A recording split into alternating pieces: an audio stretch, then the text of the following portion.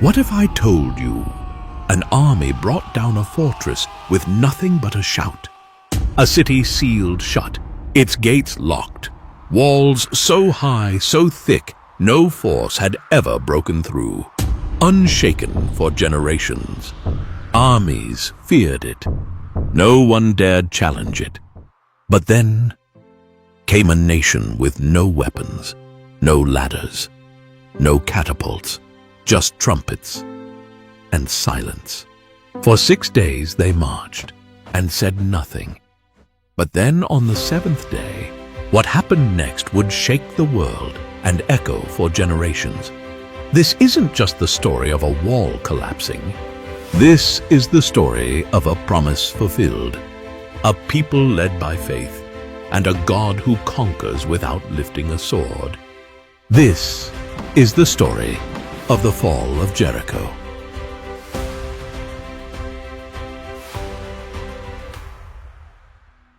After 40 years in the wilderness, the journey was nearly over. Israel had crossed the Jordan on dry ground. The river that once stood between them and the Promised Land had parted by the hand of God. Their feet touched Canaan's soil for the first time. Joshua now led the people, a new leader for a new chapter. Behind him stood a nation shaped by manna, miracles, and mercy. Ahead of him loomed a city like no other, Jericho. Its walls towered above the plains, a mighty fortress city with high, impenetrable walls, gates locked, watchmen alert. No army had ever breached it. To Canaan, it was an unbreakable fortress. To Israel, it was the first test of promise. It stood as an intimidating obstacle on the path God had laid out for them, heavily guarded. Feared throughout the region, no one went out. No one came in. Jericho closed itself off, not because of Israel's weapons, but because of the God they served. But this battle would not be won with swords. It wouldn't be won with strength, because the war for Jericho belonged to the Lord. Before the people ever stepped foot into Canaan, Joshua had quietly sent 2 men ahead from their camp at Shittim to scout out the land, especially Jericho. The men crept through the darkened valleys and approached the great city quietly. As they entered Jericho, their path brought them to a modest house nestled into the city wall itself. The owner was Rahab, a woman known in Jericho, though not for noble reasons. She was a prostitute, living on the margins of society. But why Rahab? Why would God choose a prostitute, a woman so overlooked by society, to play a part in his plan as his instrument? Rahab was no ordinary woman. Though her profession placed her outside respectability, she had heard the stories. Stories of a God who split the Red Sea, who provided manna from heaven, and who conquered mighty kings like Sihon and Og on the east of the Jordan. Her heart was stirred with awe and reverence. She believed that this God was unlike any other. That night, when the king of Jericho got word that Israelite spies had entered the city, he sent men to Rahab's home, demanding she hand them over. Rahab faced a choice. She could betray the strangers and save herself, or protect them and risk everything. With a courageous heart, she hid the spies on her roof under stalks of flax, and claiming that the men had already fled, she sent the king's soldiers on a wild chase outside the city. When the danger had passed, she climbed to the roof under the moonlight and spoke to the men. I know that the Lord has given you this land. We are all afraid of you. Everyone in this country is living in terror, for we have heard how the Lord made a dry path for you through the Red Sea. We know what you did to Sihon and Og. The Lord your God is the supreme God of the heavens above and the earth below. She then made a bold request.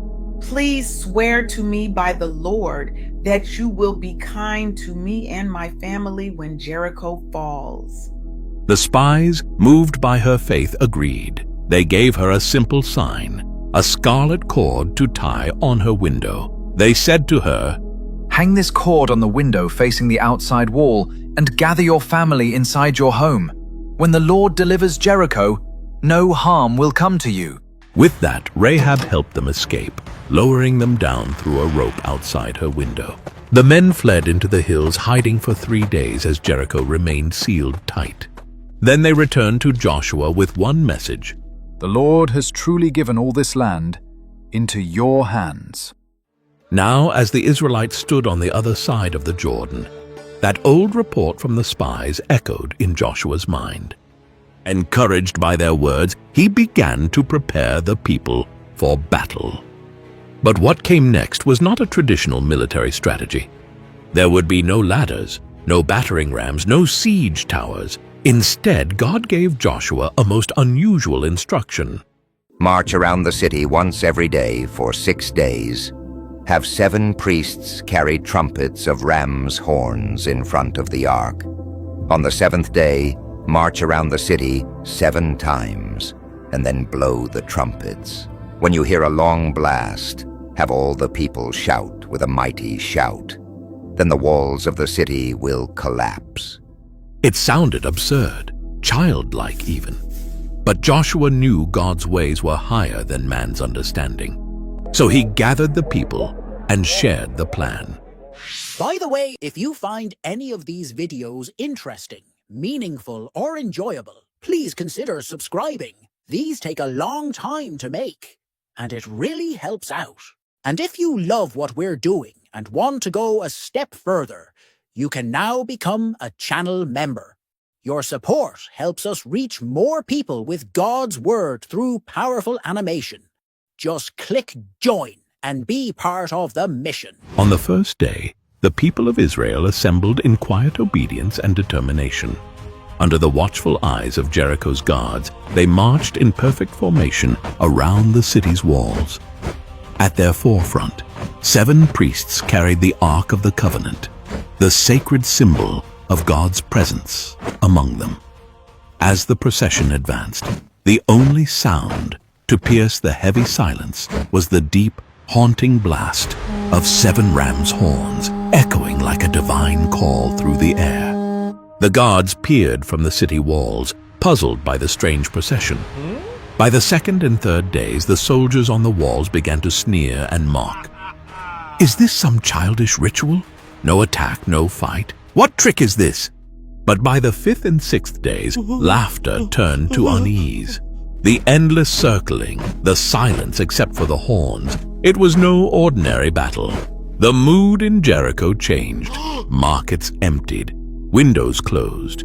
Fear started to ripple through the soldiers as they stood stiff on the walls, their eyes fixed on the Israelite camp. They marched, and still not a word was spoken. They marched, and Jericho watched.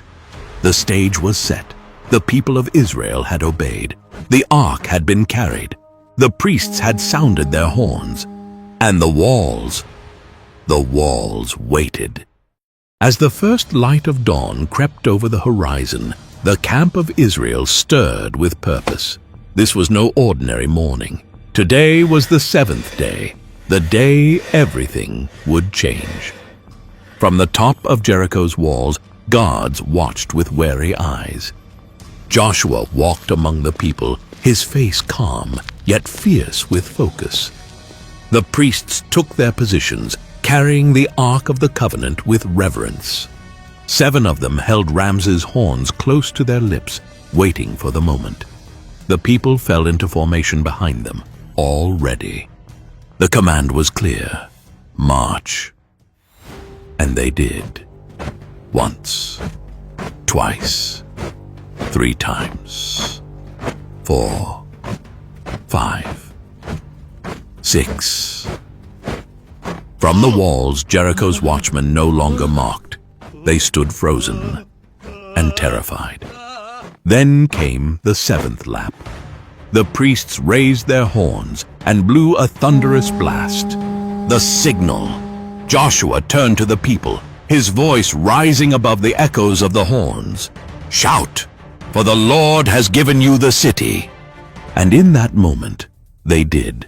From thousands of Israelite voices came a roar unlike anything the city had ever heard.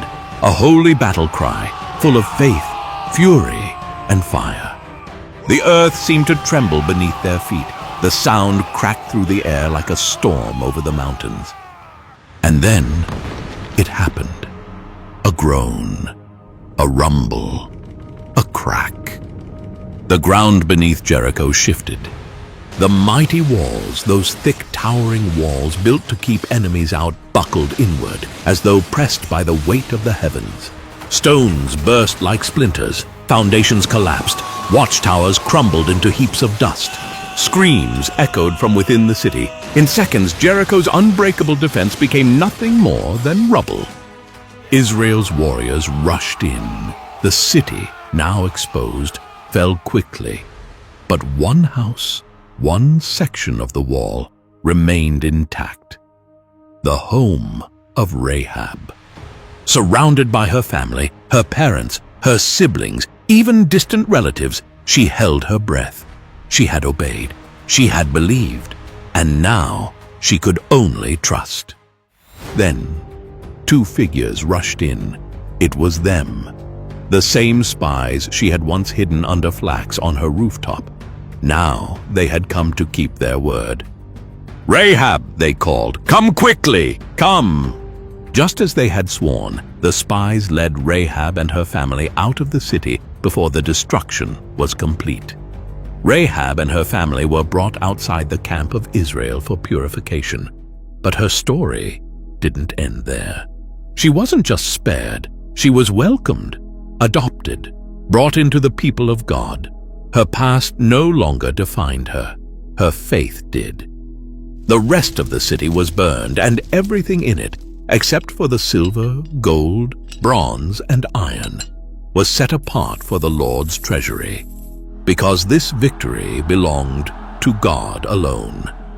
As the smoke rose over the ruins, Joshua turned to the people and pronounced a curse upon the ruins of Jericho.